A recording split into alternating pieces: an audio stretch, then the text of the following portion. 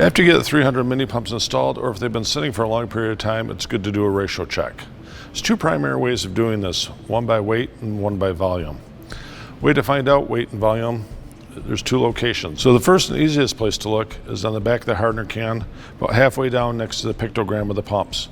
It'll list the mix ratio by weight and by volume. In the 105 line, there's two ratios by volume, 5:1 and 3:1. Each different hardener has a different weight ratio. So the second location is on our website. Listed under each hardener is a technical data sheet, also known as a TDS. On the TDS is the physical properties and the mix ratios by weight and by volume. Now that we know what the mix ratio should be, now we can check the pumps. Again, there's two different ways of doing it, one by volume and one by weight, and we're going to start off with by volume. The nice feature about the 300 mini pumps is it's one pump of resin to one pump of hardener. Doesn't matter if you're using a 5:1 hardener or a 3:1 hardener, because the pumps are calibrated and put out different volumes.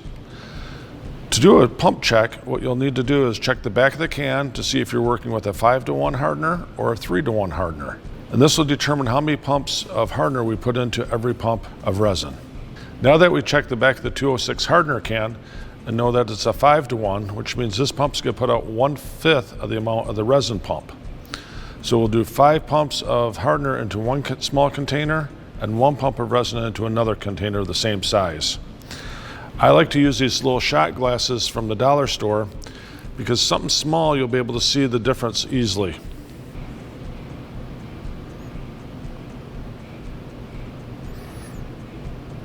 One resin and 1, 2, 3, 4, 5 hardener pumps.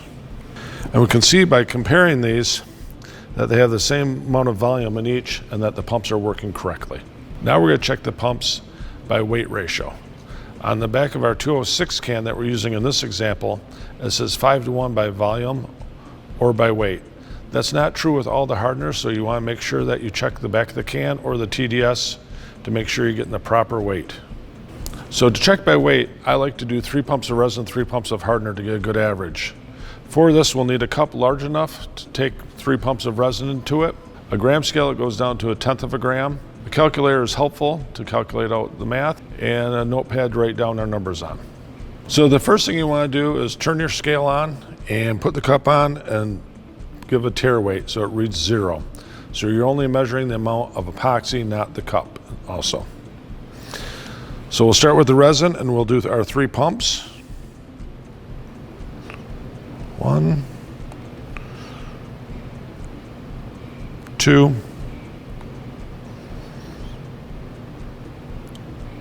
3. And it is important to make sure that the pump responds all the way on its own and that you take full strokes all the way till it stops. The weight on our resin is 63 grams. We're going to write that down so we don't forget it. And set that one aside.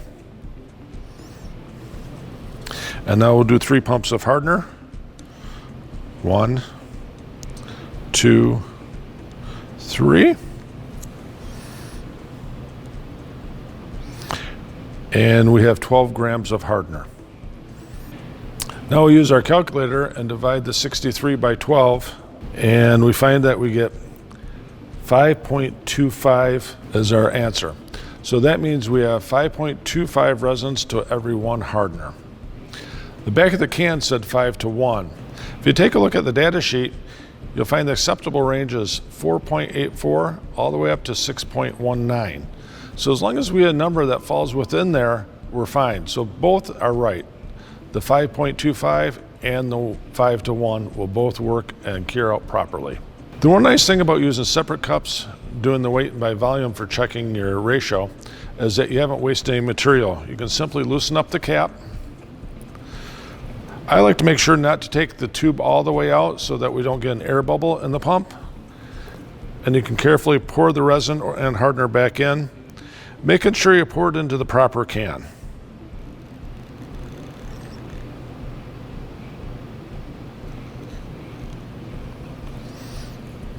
And you're all set to start your project.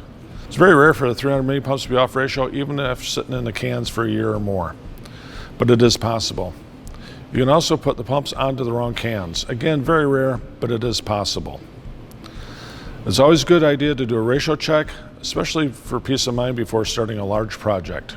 If you have any questions or concerns, you can give us a call or check our website for more information.